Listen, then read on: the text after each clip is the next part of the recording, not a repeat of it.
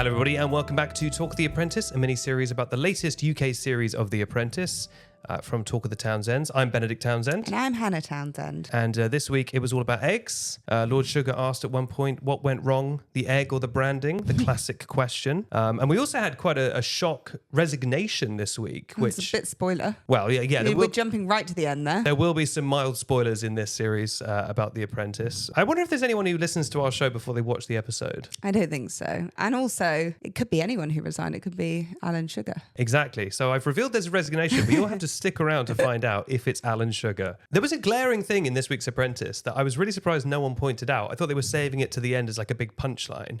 But on the branding for the outer space themed Easter egg, they put the phrase out of space. Yeah, I wrote that down because I wrote outer space or out of space ? Because I was like, maybe I've got it wrong. I always thought it was outer space. I mean, like, it's not wrong because they're saying it's out of space, like it's come from space, but clearly they meant... Oh. What? No, an egg that's come out of space. Yeah, it's not like technically wrong. Maybe it's right though, because if they were like, this was an egg that was on space, it would be out of space rather than outer space. But it's from out of space. Surely it'd just be easier to go. They clearly meant to say from outer space. I don't know. From out of space? I'm now doubling back because originally I thought it's an egg from out of space. But Yeah. is it outer space? Well, look, they both are correct, but I think it would have been snappier to use the phrase outer space, which people are familiar with. It's interesting. Well, it didn't get brought up because maybe everyone thought, oh, okay, that makes sense. Yeah, it makes technical sense. It's not as bad as when they misspelled Arctic. Arctic, what was it? The game. They said Arctic Saviour. And it's supposed to be Arctic. And then weren't the penguins or the polar bears not from the Arctic or something? And they were like, they actually don't live there. Yeah, I remember they were talking to a bunch of companies and this absolute nerd from one of the companies stood up and was like, actually, penguins aren't in the Arctic. And it's like, look, we all had a laugh at the misspelling, but we don't have to get that anal about the Arctic. It's literally a video game. Yeah, well, if you wouldn't find them there, then... Actually, I think a plumber wouldn't actually jump around like Mario does. I mean, it's a little bit ridiculous. So let's rewind to the beginning of the episode. It was all about Easter eggs. I immediately had a question for you, Hannah. Would you have gone traditional Easter egg or would you have gone luxury Easter egg? I know this is something you think about daily. I think it's harder to make a children's egg stand out. I think I would have tried to pitch for a luxury egg. Although it is very hard to nail a luxury egg, I think it's probably easier. One thing that annoys me on The Apprentice is that the project manager isn't supposed to make every decision. They aren't supposed to come up with the concept, define exactly what the business plan will look like, create the advert. It's still meant to be a collaborative effort, but the rest of the team almost turns into babies where they're like, how would we write a title? How would we do this? And I'm like, there has to be some degree. I think this week we saw with Malika, she was like, well, what do you guys think? Let's all pitch in some ideas. And okay, maybe she has final sign off, but I do think everyone pushes it back on PM to be like, your head will roll if we go down because you chose this. That's not how you would work in a team at work, right? You might have a boss who signs off the final contract, who does X, Y, Z, but you would all pitch in a bit more. They're like, what's the vision? What are we doing? What's the plan? I'm just like, we could all kind of come up with a plan, but no one wants to. And I find that a bit frustrating. Yeah, it's all tactical, isn't it? It's all to just put all the mistakes on one person. Because they said that to Malika. They were like, all right, what's your vision? And it's like, sorry, didn't they just find out about this 5 minutes ago? I've been sat in this chair for 25 seconds. I don't have a vision for a luxury egg I didn't know I was making 2 minutes ago. Yeah, I just thought it was really unfair. I mean, I don't know if there's a bit of bad blood between them and Malika or something. Their vibe seemed off. I loved it when Malika put her hand up to be PM and they were like, anybody else? Yeah. Anybody. No one wanted to call it. It was like they just were waiting. The eyes around the room, Mia's eyes, especially, everyone was looking around does anyone else want to be PM so we could vote for them? And then it was like, well, I guess I'm PM then. She literally herself, she went, well, there's no one else, so it has to be me. And she said it with surprise. By process of elimination, it's me. And they're still like, no. I thought she's like, it's legally binding. Yeah. It has to be me. I thought it was really funny that everyone was just waiting for hoping. It felt like they didn't have a lot of faith in her from the get-go. Okay, maybe there's stuff we haven't seen behind the scenes, but it was making me laugh that there was that long pause where it was like, well, I guess it's you then. Well, I mean, we have seen some stuff in the scenes, like the time she made up a price of wool and then upsold her own team. Yeah, £25. That's about the market rate, right? But I will say, she was anonymous throughout this task. Mia was the sub-team leader, right? And she was basically leading the team. Like, Malika did nothing apart from accuse that guy from the waitress head office of wearing a fishmonger's jacket at one point. And then she also said, well, Tesco's went for it. Yeah. There were so many good things that happened in this week's episode of The Apprentice. Jana asking the team to do a vote and then just going against it. What's the point of doing a vote? Yeah, like also we were saying about project managers. There's also this new trend of project managers being like full dictators. Yeah. Which again, like when you're a project manager on a team at work, that doesn't mean you just get to decide everything unilaterally. Like usually there's a bit of teamwork. You don't just get to be like, no. Actually, I mean, you can do that, but people will be annoyed. Why do a vote if you're not happy with if one of the if people vote for one of the other outcomes that you don't want, that you can't go to a public vote then? And also you've got to know tactically that if everyone else votes for something else and you override it and that goes wrong, well, exactly, it's on your head. I think one of the best things that happened this episode of The Apprentice was the Santa Claus of Easter. Yes. What did it mean? And why did it take so long for someone to point out the Easter Bunny? Yeah, or also Jesus. Let's be honest, the true Santa Claus of Easter is Jesus. I know that the whole Christian element is slightly removed from the eggs and everything, but if you want a real main character of Easter, by the way, a person who teaches about kindness, the big JC would probably be one. But also, they held back the Easter Bunny reveal to nearly the end of the episode. I think the editors did that. I'm sure people brought up earlier, but they were like, let's save it for the end as a coup de grace. But even when it was pointed out, they said the Easter Bunny doesn't stand for anything. And that was the issue with the Easter Bunny. He stands for nothing. He is a coward with no loyalty. I guess... what does he do? I don't know. What are the rules around the Easter Bunny? It's very hazy to me. Carl Pilkington used to have a segment on XFM called Do We Need Him? And it was all about animals that he was like, an octopus, do we need him? Like, what are they doing? What are they contributing to society? And in this case, I would argue, the Easter Bunny, do we need him? The Easter Bunny's up there with the Tooth Fairy in terms of those secondary kind of people who are trying to draft off the success of Santa. You know, it's funny that like Santa was such a big hit and no one's ever been able to follow it up with a character quite as big, have they? Like the Tooth Fairy, it's like, who knows what that's about. Easter Bunny. What are the rules of the Easter Bunny? Do you pretend he's real to kids or do you just kind of like allude to him? Did you ever believe in the Easter Bunny? No. Did you? I still do. Can I tell you who I really believe in though? Easter Ed. Easter Ed. And when I saw Frederick putting on yet another costume... which, by the way, had two huge American flags on it. Easter Ed is canonically American, apparently. Yeah. Frederick, by the way, you can't not get him in front of a green screen because he was, of course, part of Fred and Nads, everybody's favourite music duo. Of course. R.I.P. Nads. On that subject, one of my favourite things about The Apprentice is anyone who appears in any sort of ad, when they show it on the screen to the rest of the team, the glee in their face at watching themselves back in what's usually quite a terrible advert. Like Frederick this week was like... He was like, there I am, the silver screen. Did we see Kier's reaction to him being on that? We didn't. We saw Amber Rose. Amber Rose was the one who directed the glee in her eyes. I say directed, but, you know... their sort of Love Actually style thing, you know, say it's carolers, actually it's luxury chocolate. She was like, oh, wow. We spelt unique wrong. Yeah, Max England barely got a look in this week. His one contribution was just going, we've spelled unique wrong. We need to do that. We need to recreate that masterpiece because unique was spelt wrong. Also, like the spacing on the cards, like some of the letters were right at the top. It wasn't even like neatly done. It was so bad. Like, something must have gone wrong that they like couldn't get to that studio on time because you're not telling me the other team dressed up, did a green screen, kind of wrote a script almost, and they just wrote on a couple of cue cards. It was so bad. And if that was me, I had that idea in my head. I actually don't think I would have pitched it. I would have said, let's go down on the sinking ship. Let's go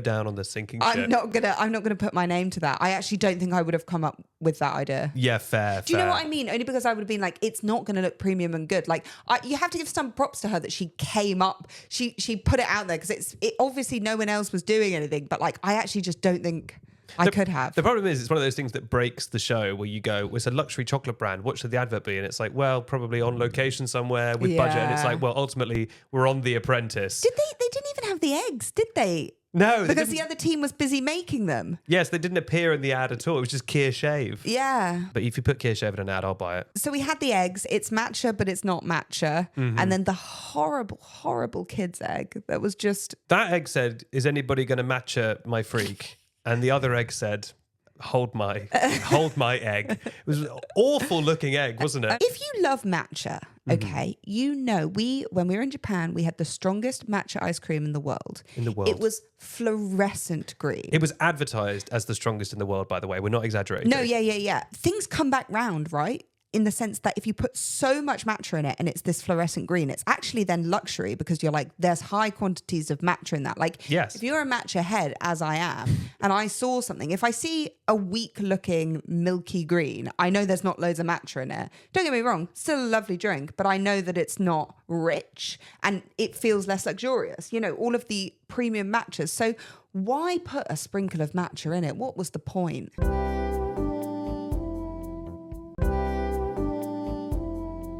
I think there's an element with these shows where they've seen the show before and it starts to break it. And they've probably seen so many tasks where people accidentally make a product that looks like sick or looks like vomit or whatever.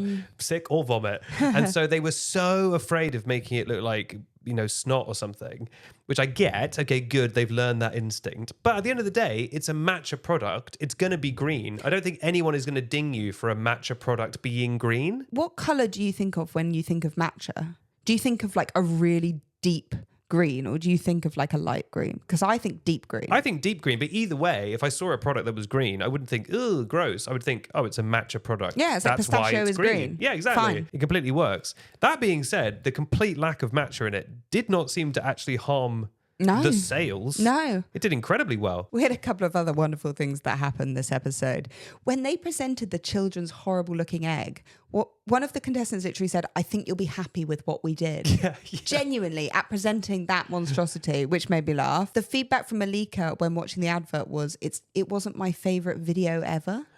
I actually think maybe the highlight of the episode was, I think it's safe to say everyone in this room has children in our lives that they love. Yeah, one of the craziest things anyone's ever said. What? I also thought about it and I was like, I don't really have any kids in my life that I love. If I was sat in that room, I'd be like, do we? I don't know any kids. I feel like most people don't have kids in their lives. Maybe you know some kids. We don't have kids. Well, we don't have kids. I mean, maybe, you know, a lot of people do have kids, but we don't have kids. But if I'd been sat in that room, you know, as part of Waitrose, I'd have thought, I don't have kids in my life that I love. You don't want to make bold assumptions about people's like family units. That's never a good move, is it? And then he went on to the tale of like, I appreciate, and we have to appreciate a tiny bit, that Yes. he really tried to create a story. And what He spun a yarn. He spun a yarn. And what he should have done is try to tie everything together, put a sticker chart on the back of the box or a colouring chart that says every time you're good, we colour in a star. And when we've got all the stars, you get the egg or something. Yeah. So simple. Bingo, bango, we're done. Yes. And then the message comes through and then Easter Ed is the new Santa Claus. You hear that rocket landing on your rooftop, tearing through the shingles. And you can eat the coronavirus. That was quite funny from That Lord was Sugar. That was a funny. funny line. Do you notice, by the way, when they were talking about the good behaviour that Easter Ed was going to sort of impart on these children, they kept saying, not eating junk food. Yes, yeah. And it's like, you're talking about a chocolate egg. Yeah. You can pick anything else. Yeah, But literally. you can't get around the junk food thing. Yeah, I'm not going to scream. I'm not going to shout. I'm going to eat my vegetables. You could tie it into like, I can have a treat, but I'm also going to eat all my vegetables or something. But yeah, them keeping on mentioning junk food at something that's literally got popping candy, hundreds and thousands, it's like full of E numbers was a little strange. Apparently delicious, though. Yeah, I mean, it probably did slap. Yeah, I love a popping candy myself. We both love a popping candy. I think I would have liked both of those eggs. They sounded nice. Where were we? Was it my birthday where we were eating something and then we were both just sat with our mouths open like... It's still fun. It's very fun. So this week in The Apprentice, Dr. Denzel resigned. A shock resignation. You've seen the show quite a lot. How many resignations have you seen over the years? I think back in the day, Katie Hopkins actually resigned. I think she got to like the final 2, 3, and she was like, I'm going to have to leave this process. I need to be with my kids. I think. Don't maybe look that up yourselves. But I think, but yeah, in Apprentice history, there has been very few resignations. I feel like also when I've seen people leave, it's always because like I've got health problems or I can't handle the... You just said you'd seen no one leave. I've seen people leave. No, this is my... Don't hold my feet to the fire. I've seen people leave, but it's always like I have health problems or a family emergency. I don't think I've ever seen someone be like, I've done such a bad job, That's basically. not what he said, though. But it was kind of what he said. Let's talk about it then. Do you think he was always going to resign, or do you think he was on a sinking ship and he wanted out? Well, the editors left in a very sneaky close-up of him. Did you notice? When the other team was revealed to have sold like 80,000 units, there was a close-up of him just going... like that. And I think that was the moment he decided to resign because he knew he had sold, what was it, 9,000 or whatever? Him as PM turning against his team and being like, I hope they do well. That's Or so for them, snaky. the team he was on and leading 2 seconds prior was crazy. He was like, it's very much an us and them. They actually sold the 9,000 units. And that is really embarrassing, but I will be off. Do you think he thought that the second he resigned, he'd be able to get up and leave? Rather than sit there and hear the results. Yeah, because he had to sit there after having done that and then just kind of marinate in the fact that his team lost so badly. I thought maybe he was trying to parachute out. Yes or no? Do you think the producers knew that he was going to leave? Because it felt a bit like they didn't. No, I don't think they did at all. You think he heard 9,000, he heard 80,000, he thought, I'm off ski. Yeah. Alan Sugar called him out for it. Yeah. Where he basically said, are you doing this because, you've lost so badly? And he was like, no. Yeah. I think he decided in the moment because it was such an embarrassing loss. Yeah. And also I think because he knew he was going to get fired. But I actually think that's a really crap move because what he should have done is, if you knew you were getting fired, just stay to the end and let yourself be fired. Yeah. But by resigning, you've then forced the rest of them into the boardroom and potentially someone else is going to get fired. Yeah. Unnecessarily. Now, obviously, they didn't fire.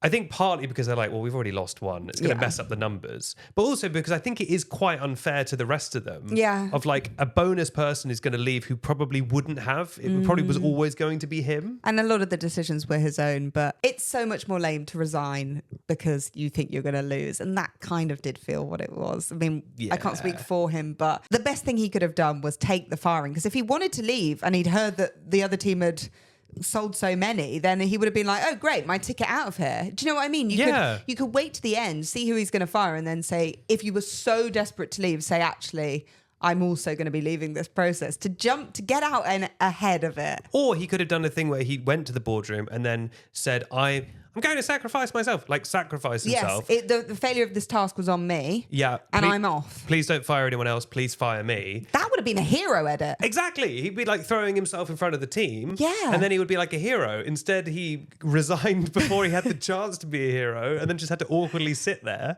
as they announced a 71,000 deficit of Easter eggs. Very funny episode, though. I feel like I could actually rewatch that because there were so many quotable bits. Like there were some really funny laughs this episode. What was that line from Malika where she said, these eggs are really eloquent. Yeah. What did she mean to say? She meant to say elegant. Oh. She was like, I love these eggs. They're really eloquent. Is eloquent like talking well? Yeah, talk well. Ironically. Well, that's a wrap on episode, oh goodness. 5, I don't know why I started that if I didn't know what episode. Yeah, maybe episode 5-ish of The Apprentice. Next week is... Episode 6 of The Apprentice? No, yeah. Next week, the task is... I don't know why I keep launching into things if I don't know what it is. What isn't it the next... We've just seen the preview. I've already forgotten. Perfume? What a guess. You can't just Isn't guess. it making a product? I don't know. I've already forgotten myself. Okay, well, we can't wait. I'll be honest, Hannah. I can see that the end of the episode is coming up. And at this point, I am going to resign from the episode. Anyway, thank you so much for listening. We'll be back with talk of the White Lotus.